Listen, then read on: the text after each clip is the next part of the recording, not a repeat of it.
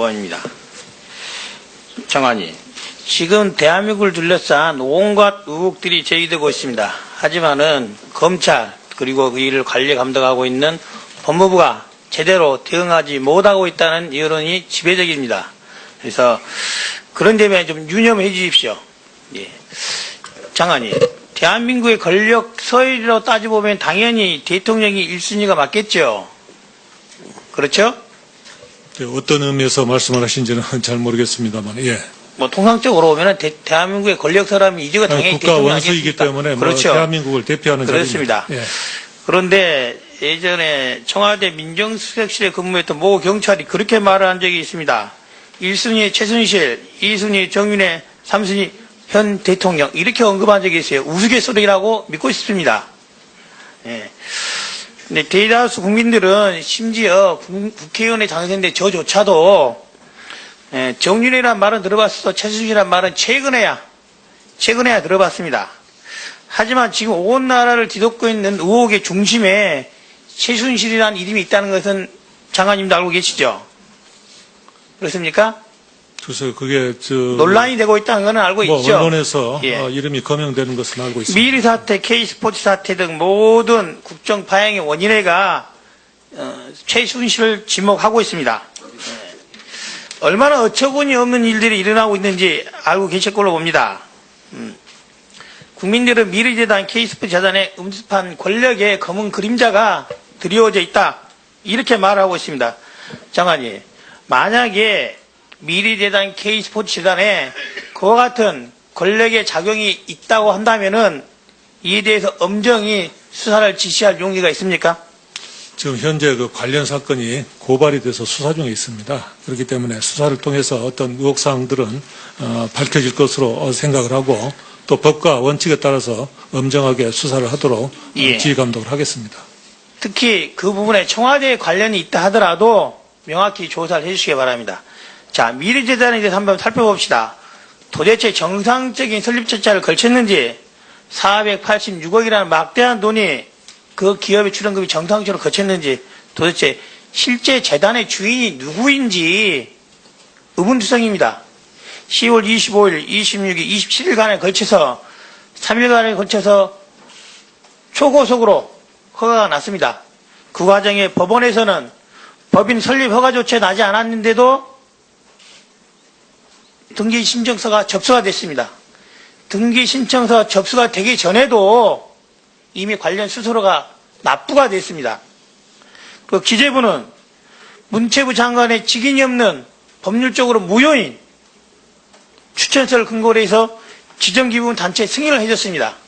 장관님, 법률가로서 보기에 이와 같은 과정이 자연스러워 보이십니까? 어떻습니까?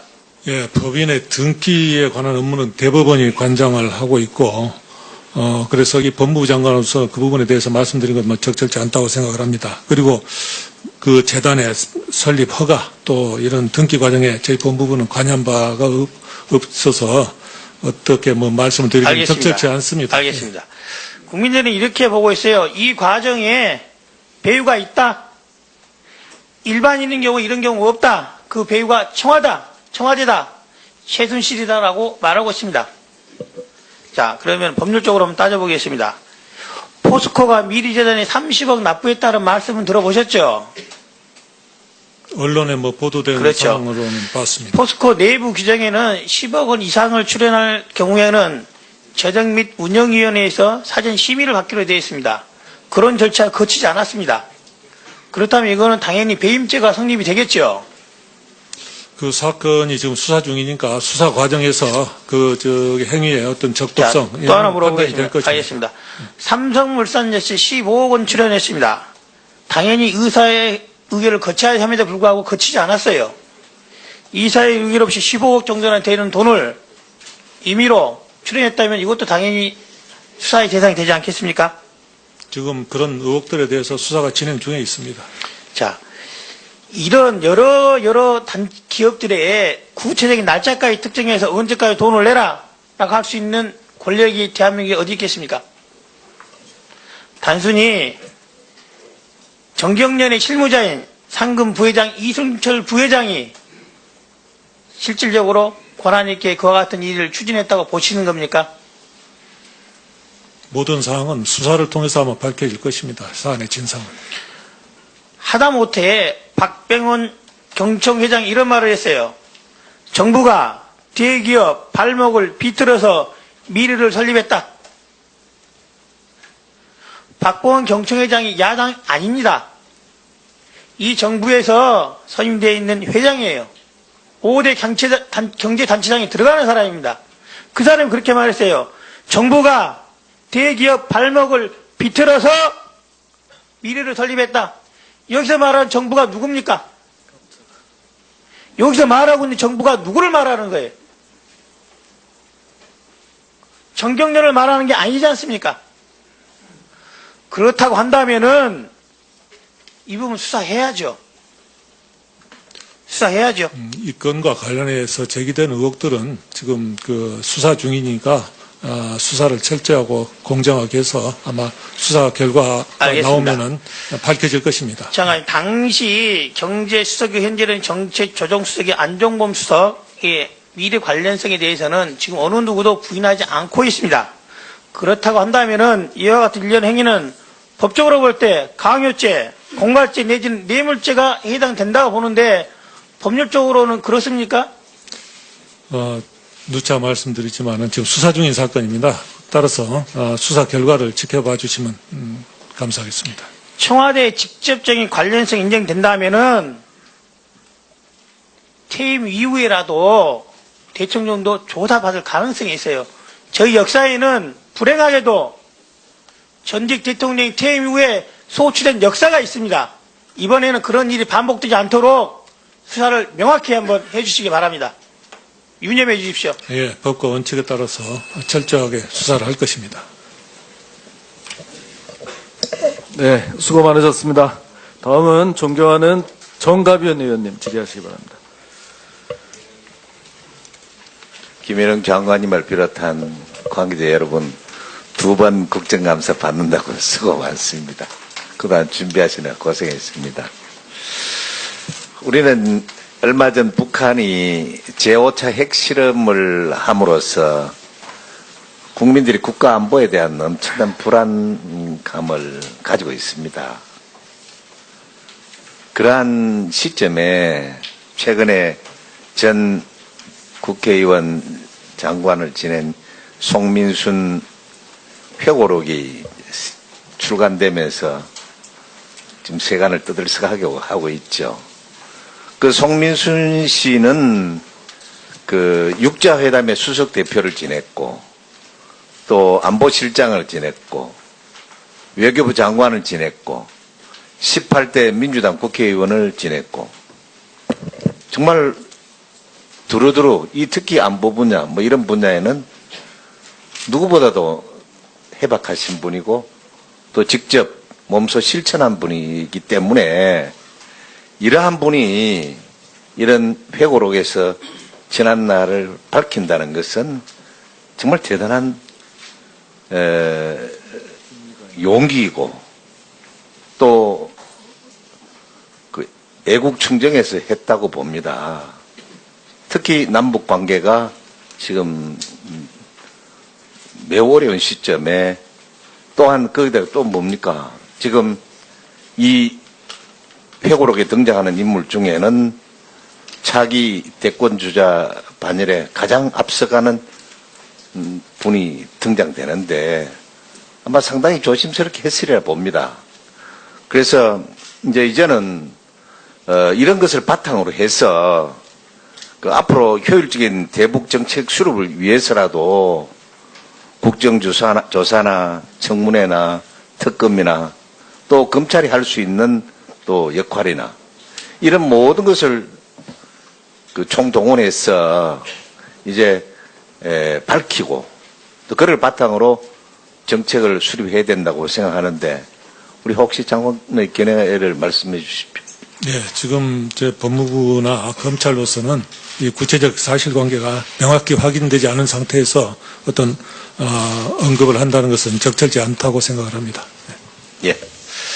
그다음 이 범죄 피해자 보호가 헌법 제30조 저 국가적인 책임으로 명시하고 있는데 이 최근 6년간 범죄 피해자 지원센터 그 재원 현황을 저 영상물을 통해서 한번 보시겠습니다. 그 사실 저도 이번 국감을 준비하면서 저 자료를 보고 이 사실 국가가 책임져야 될 사항인데 이 재원을 마련하는 측면에서 보면 정부 국고 보조금이 불과 11.6%입니다. 11.6%. 거기다가 지방자치단체 그렇지 않아도 요즘 지방자치단체 재정이 매우 어려운데도 불구하고 그건 40%. 또 거기다 센터 임원 한다고 돈 내가면서 센터 임원해야 되고 센터 임원이 차지하는 비율이 27.7% 그건 30%에 가깝고요. 그 다음에 일반 주민 후원이야 뭐 또 하지만 그 다음에 기타 17% 이렇게 해서 사실 정부가 차지하는 비중은 불과 11.6%입니다. 이런 상황이다 보니까 제대로 범죄 피해자에 대한 지원이 되겠느냐. 그래서 생각하는데 우리 장관님 견해를 말씀해 주시기 바랍니다. 예, 범죄 피해자 보호는 법이 제정된 지가 지금 10년이 넘었습니다. 그래서 그동안 범죄 피해자를 보호하기 위해서 여러 가지 제도와 또 개혁에 가까운 어떤 그 정책들이 지금 많이 이제 시행이 되고는 있습니다만은 아직도 기금이 굉장히 부족한 편입니다. 따라서 기존의 벌금 수납금에서 이 범죄 피해자 보호 기금으로 전입을 아주 6% 정도를 하고 있는데 그걸 조금 확대할 필요가 있지 않느냐 하는 생각을 가지고 있습니다. 예, 제가 지난 9월 19일 날 벌금 전입 비율을 6%에서 10%로 높이고 또 가해자에 대한 구상권 회수 강화 방안 등 해서 보호법과 기금법을 발의해 놨습니다. 우리 나중에 법안 심의할 때 또 우리 본부가 적극 또 관심을 가져주시기를 바라고 최근에 제가 지난번 부산 국정감사를 갔을 때 필리핀 여행을 갔다가 유골이 돼서 돌아온 그 유족들이 이 지원을 요청했습니다. 그 소위 말해서 속지주의의 해석을 가지고 지원 안 된다 이랬는데 뭐 이 이외에도 혹시 기금 부족으로 인해서 전국적으로 정부가 지원을 회피한 사례는 없는지 혹시 있으면 말씀해 주시기 바랍니다. 예, 범죄 피해자에 대한 기금을 사용하는 데는 법적으로 아주 요건이 정해져 있어서 아주 딱한 경우에는 법적으로 사용할 수 없는 부분이 있을 수 있는데 그럴 경우에는 범죄 피해자 공익신탁 제도가 있습니다. 그래서 공익신탁에서는 조금 자유스럽게 범죄 피해자를 지원을 하고 있습니다. 예. 그래서 또 지난번 부산에 지원 신청을 한 사람처럼 억울하게 정부의 도움을 못 받는 그런 경우가 없기를 바랍니다.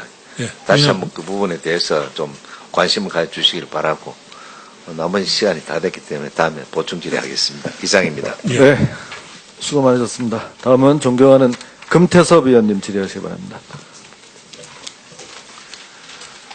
예, 서울 강서갑 출신의 더불어민주당 금태섭입니다. 오늘 오전에 송민순 전 장관 회고록에 대해서 질의가 참 많은데요. 10년 전에 있었던 남북 관계와 관련된 일에 대해서 지금 이런 엄중한 시국에 시시콜콜 쓴 책을 이 시점에 내는 것이 과연 합리적인지 뭐 이런 문제를 떠나서 이 자리가 외교부나 통일부에 대한 국정감사도 아니고 도대체 왜 법무부에 대한 국정감사에서 우리 대북 정책이나 그 전에 있었던 외교 관련 일들에 대한 질의가 나오는지 도저히 이해할 수가 없습니다. 검찰이 할 수 있는 역할을 해달라는 주문들이 있는데 이미 당사자인 송민순 전 장관은 회고록을 냈고 또 관련된 사람들은 언론을 통해서 입장들을 내고 있습니다. 그럼 검찰이 할 수 있다면 이미 사망한 김정일을 다시 살려서 어떻게 된 건지 물어보라는 건지 저로서는 도저히 이해할 수가 없는데 장관님을 비롯해서 법무부에서는 소관 업무에 충실해 주시기를 당부드립니다. 선거 사건에 대해서 질의를 드리겠습니다. 장관님 19대에 비해서 이번에 20대 총선을 보면 입건된 수는 늘었지만 기소율이 줄고 특히 금품 선거 사범의 수가 19대 때 829명에서 656명으로 대폭 줄어서 선거 혼탁 정도가 좀 좋아졌고 또 이 선거 문화가 상당히 제대로 정착돼 가는 것 같은데 어떻게 생각하십니까? 예, 과거에 비해 금품 수수 분야에는 줄었고 허위사실 유포 부분은 과거에 비해서 증가가 상당히 많이 되었습니다. 예, 저희가 대법원 국정감사에서 그 법원 행정처장으로부터 들은 말도 선거 규제와 관련해서는 돈은 맞고 입은 풀겠다 이런 말씀을 하셨는데요. 금품 수수 부분은 엄격하게 규제를 해야겠지만 우리 선거법이 그렇지 않아도 규제 일변도라는 지적이 많은데 선거에서 좀 자유로운 공방은 허용해줘야 되지 않나 그렇게 생각을 합니다. 그런데 제가 뭐 구체적인 사건에 대해서 어떤 사건에 기소가 오르냐 불기소가 오르냐 그렇게 지적하는 것은 적절하지도 않고 그럴 생각도 없습니다. 다만 이번 처리 결과를 보면 과연 선거 사범들에 대한 처리가 공정하게 이루어졌는지 저로서는 대단히 의문이고 소위 말하는 보수 진보지를 가리지 않고 언론에서도 대단히 비판적으로 보는 것 같습니다. 이번에 보면 기소된 의원, 배우자, 보좌진, 이 업무 보고한 것을 보더라도 야당 측 인사가 65%에 달하고 이건 이제 의석 비율을 고려하더라도 야당에 대한 기소자 수가 대단히 많다고 생각하는데 과연 선거사범이 공정하게 처리됐다고 생각하십니까? 예, 검찰에서 소속 정당이나 지위, 고하를 불문하고 법과 원칙에 따라서 공정하게 수사를 했다고 생각을 하고 또 이 당선자만 비교했을 때는 그렇지만 그 부분은 제가 들었습니다. 낙선자까지 다 합하면 그런 비율의 차이가 오히려 역전됐다는 것을 무슨 말씀인지 알겠습니다. 저도 수를 가지고 따질 생각은 없습니다. 그런데 선거사범같이 특히 전 국민이 관심이 있는 사건들은 일반 사람들이 보기에 국민들이 보기에 과연 이건 기소했는데 이건 불기소했다는 것이 과연 상식에 맞느냐 이것이 가장 중요하다고 생각을 합니다. 지금 언론에서 비판을 하는 것도 구체적인 사건을 갖다 놓고 아니 이런 사건은 불기소가 됐는데 어떻게 이런 사건은 기소가 되냐 이런 말을 합니다. 예를 들어서 전 언론에서 본 것만 갖고 말씀드리겠습니다. 구체적 사건 이미 결정난 사건이긴 한데 구로울에 출마해서 당선된 우리 당 박영선 의원 같은 경우에는 선거 유세 과정에서 50명 앞에서 그것도 말로 저도 선거 유세를 했지만 정말 말로 하다 보면은 아무리 조심을 해도 모든 것을 정말 정확하게 하기는 또 어렵습니다. 그런데 여기에는 틀린 것도 없고 틀린 사실 자체도 없는데 검찰에서는 구로울 지역구인 박영선 의원에 대해서 구로갑 지역구까지 합쳐서 구로 지역의 모든 학교의 학생 수를 학급당 학생 수가 25명 이하다 이렇게 한 것을 구로갑까지 합치면 25.7명이기 때문에 이것은 허위 사실이다 이런 식으로 기소를 했습니다. 저는 과연 이것이 입은 풀고 돈은 막는다는 전반적인 기조에 맞는지도 의문입니다. 또 비교를 해보면 새누리당 의원들의 경우에는 김진태 의원의 경우에는 총선 과정에서 시민단체로부터 19대 총선 때 공약을 70% 이상 지켰다는 평가를 받았다. 예, 죄송합니다. 이름 빼겠습니다. 예. 저도 박영선 의원 이름도 얘기했으니까 이미 결론이 난 거에 대해서 얘기를 하겠습니다. 하여튼 공약, 지킨율을 매니페스트 본부에서 집계했다고 한 것에 대해서, 지금 불기소를 해서, 선관위에서 재정 신청을 한 상태입니다. 두 건에 대해서 선관위에서 재정 신청을 했죠.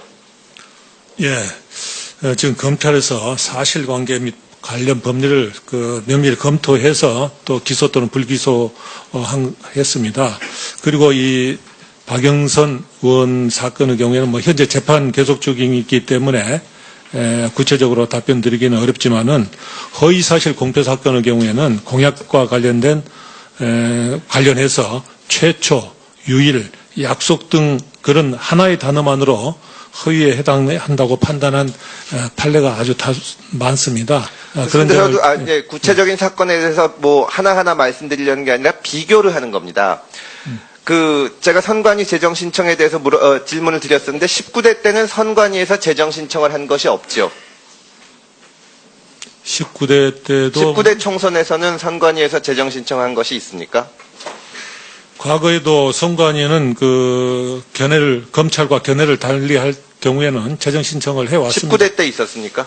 19대 때도 68명에 대해서 19대 총선에 68명에 대해서 재정 신청이 있었습니다. 예, 그리고 윤상현, 최경환, 현기환 의원에 대한 불기소 사건에 대해서도 지금 보면 구체적인 해악의 고지가 없고 피고발인들과 김성회의 친분, 김성회도 협박이라고 느끼지 않았다고 진술한 점에 비추어 협박으로 보기 어렵다고 불기소를 검찰에서 했는데요.